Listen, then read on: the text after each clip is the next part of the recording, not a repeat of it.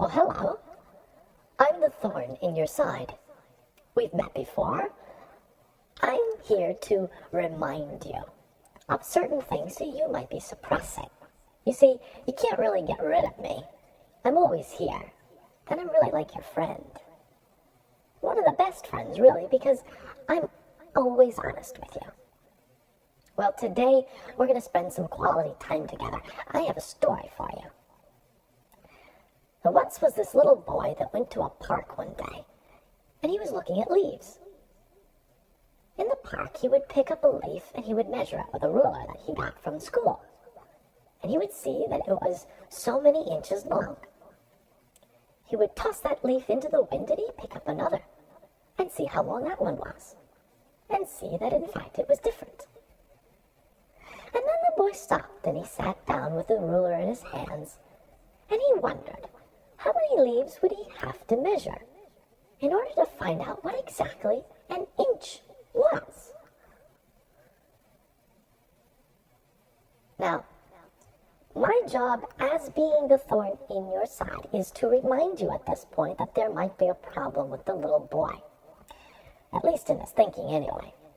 We can let a psychologist decide the rest. See, the boy thinks that he can contemplate the nature of an inch by measuring a bunch of leaves. But in fact, it doesn't matter how many different leaves he measures. All he's going to get from that is the measurement of the leaves. And it's not going to tell him anything about the means to it. The inch, in this case. Here's another story. Let's pretend for a while. Let's say that you live in a computer game, and all the world around you exists in 2 dimensions. But you have this crazy idea in your head, and you believe there actually exists a 3rd dimension. Now you go to your friends, the other sprites in this computer game, and you tell them about what you think. And they say, that's silly, you have to find evidence for it. You say, where should I start looking? And your friends tell you, well, look anywhere. This is our world. Start there.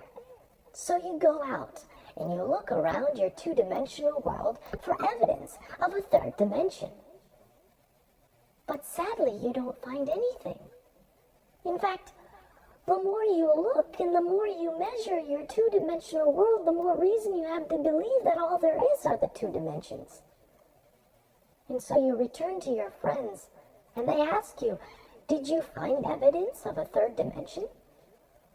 And you say, no, you didn't. Now, my job as the thorn in your side is to remind you at this point that there's a problem with this one also.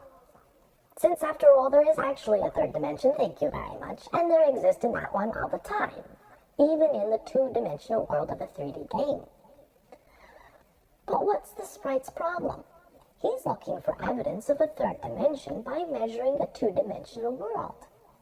Sort of like the boy that tried to understand what an inch is all about by measuring leaves and finding out how many inches exist in them. Now consider something. I like this part of my job. You see, now I'm going to tell you something about the world at large. There's a trend in higher education these days to make people believe that philosophy was something they did only a long time ago, something that they did while they still didn't have science, something they did with sandals and togas and marble statues of half-naked women. People believe these days that science replaced all of that. And now, we understand the world through science.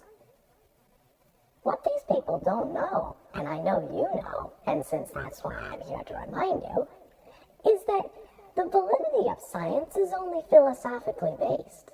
In fact, science gained its validity philosophically before it was able to gather even the first shred of empirical evidence. It's a philosophic matter. But now here's a problem. What if you were to believe all these people and say the only means to truth is through science? That's like saying you can't call something a fruit unless it's colored red. Of course, there are lots of fruits of different colors, and certainly not all of them are red. You see, science does not work independently of philosophy. It works as a subset of philosophy. Don't you see? Of course you do. And I know you do. I'm just here to remind you, because I'm that little thorn in your side. We have a great relationship. And I'm looking forward to our next talk.